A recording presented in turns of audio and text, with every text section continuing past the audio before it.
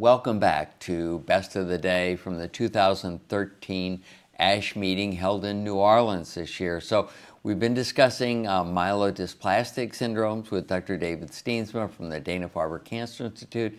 And now we're going to move on and talk about an area where there is some more exciting data, and that's the myeloproliferative neoplasm. So David, we've known for a number of years now, and your old boss, Ayalo Teferi, had been very much involved with JAK2 and the V617F mutation and how it is so common in polycythemia and less common, but still seen very frequently, 50 to 60% of cases of ET and myelofibrosis. The first JAK2 inhibitor, ruxolitinib, has been on the market for a couple years now, and there are other agents coming along that we can talk about. But at this year's meeting, there are two late-breaking abstracts that may shed some additional light on what's going on in myeloproliferative neoplasms, in addition to the overexpression of JAK2 and the JAK2 mutation. So tell us what the story is with calreticulin that's been described at this year's meeting. This is a really exciting finding, Jim, and there are two papers that are being published in the New England Journal of Medicine in conjunction with the meeting this week. They'll be available online. Basically, the pathology of essential thrombocythemia and myelofibrosis, where neither JAK2 mutation or MPL mutation were present, has been mysterious. And sometimes this is troublesome diagnostically. We see a patient with a high platelet count. We don't have a reactive cause for that that's obvious. C-reactive protein's negative, and they're not iron deficient. They still have their spleen. And we do the JAK2 mutation test. We do MPL in their wild type. And so the question is, do they have a clonal disorder? Do they have a myeloproliferative neoplasm, or is the platelet count just reactive to some other process? And now we have a mutation, calreticulin, insertion deletion mutations that lead to a frame shift in the gene encoding the calreticulin protein that are responsible for essentially all of the JAK2 and MPL wild type cases. So they're totally mutually exclusive. If you have a JAK2 mutation, you never have a calreticulin mutation. If you have a calreticulin mutation, you never have a MPL or JAK2. So you have one of those three. So what percentage of the MPN patients who are JAK2 and MPL wild type have the calreticulin? Looks like over 90%. Wow. In both MF and ET. And this was something that, because of the particular nature of the mutation, was missed by some of the initial whole exome sequencing efforts in the myeloproliferative neoplasms, but it's clearly there. What calreticulin does is a little less clear. It's a chaperone protein. If the mutation is present, it's been shown to increase levels of STAT5, which is downstream from JAK2, and so it's likely to be the same pathway that's but just overactive. Cuts in at a different level. At a different level, yeah. So this is really, I think, an exciting finding, helpful diagnostically, hopefully eventually helpful therapeutically. So if this is downstream of the JAK, why don't the JAK inhibitors inhibit the signals moving through calreticulin also?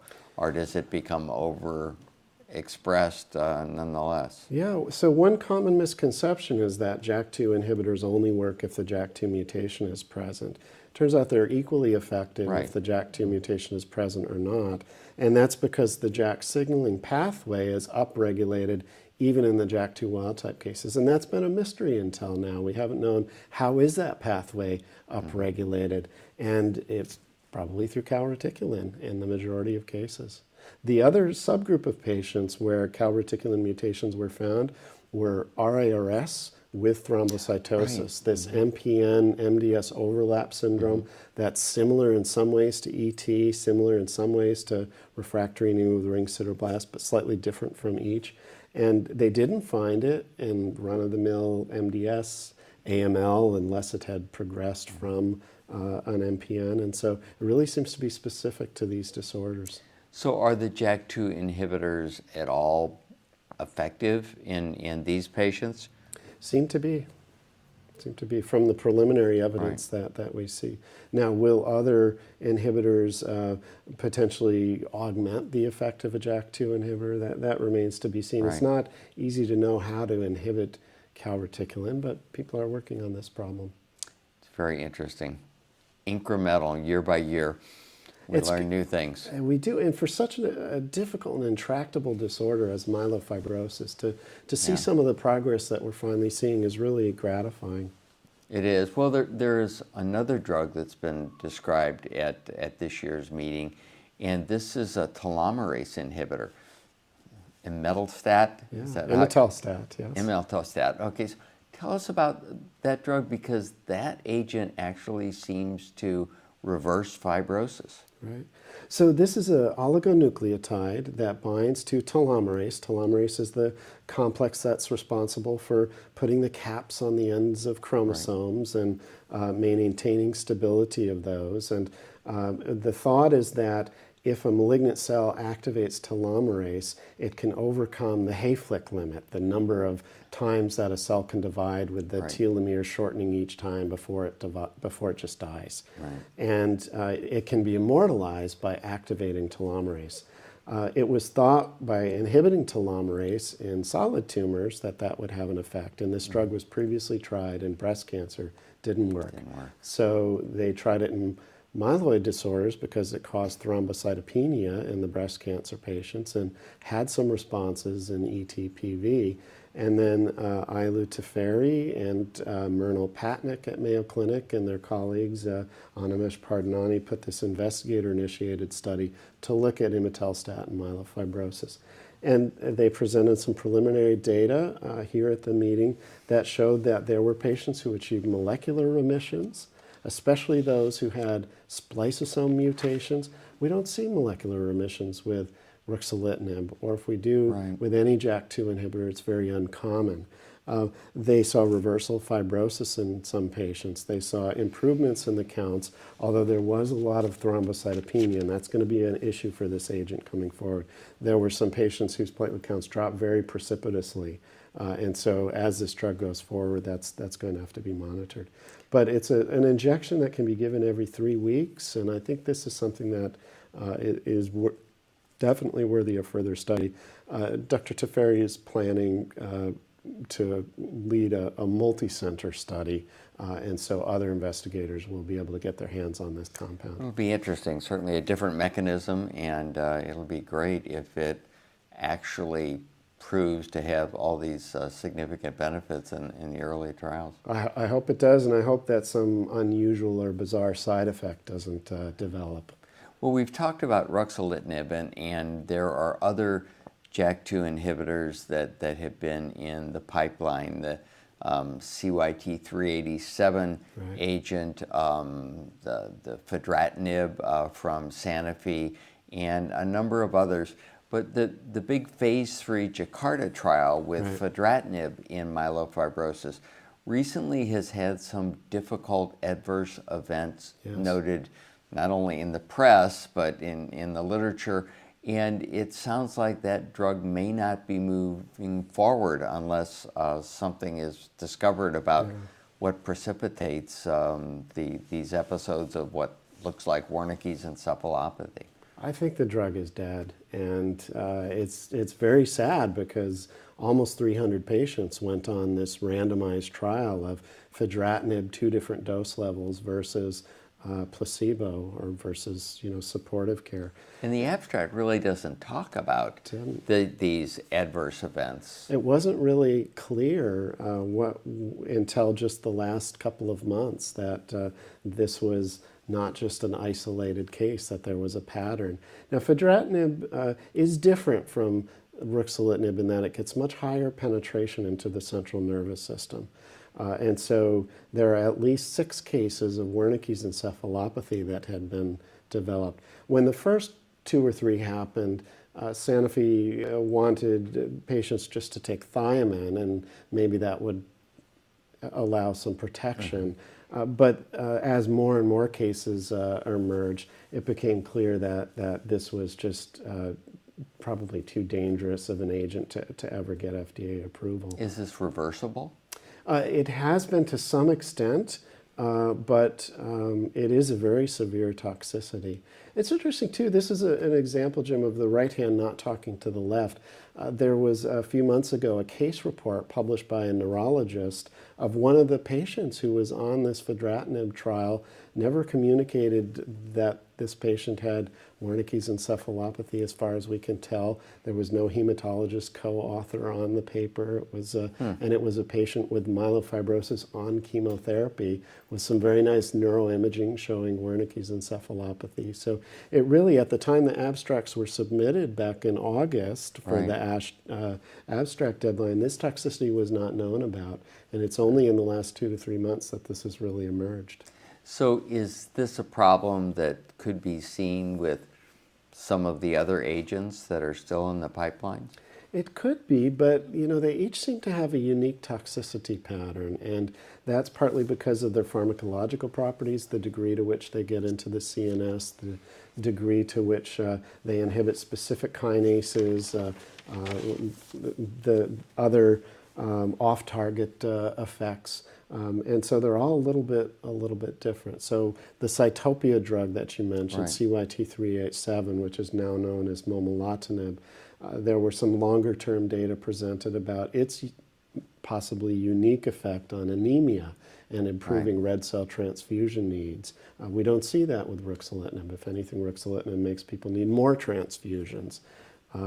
There's another drug, pacritinib, formerly known as SB1518, the S-Bio drug, and that one seems to be a little easier on the platelets, and so it's being tested right now in patients with platelet counts under 100. That may be its niche. And so they're all a little bit different. We haven't seen Wernicke's encephalopathy, to my knowledge, with any of the other JAK2 inhibitors. But most of them have not gone into major phase 3 trials yet, I guess, so it's as they get exposed to larger populations, hopefully we won't see other drastic adverse events. I hope not. And the pharmacokinetics are different. I mean, fedratinib seems to be the best at getting across the blood-brain barrier. It just gets right in there, and maybe that's not a good thing. Well, the other agent that's not a JAK2 inhibitor that's been looked at in myelofibrosis is an IMiD, pomalidomide. And both thalidomide and lenalidomide had been looked at in myelofibrosis and had some activity. And pomalidomide is one that's probably moved the furthest. And it looked like it was more sparing of the bone marrow and less likely to cause anemia. So Ayala Teferi's group took a look at pomalidomide in patients who are transfusion dependent to see if, compared with just placebo, there was a beneficial effect on hemoglobin levels. How did that work out?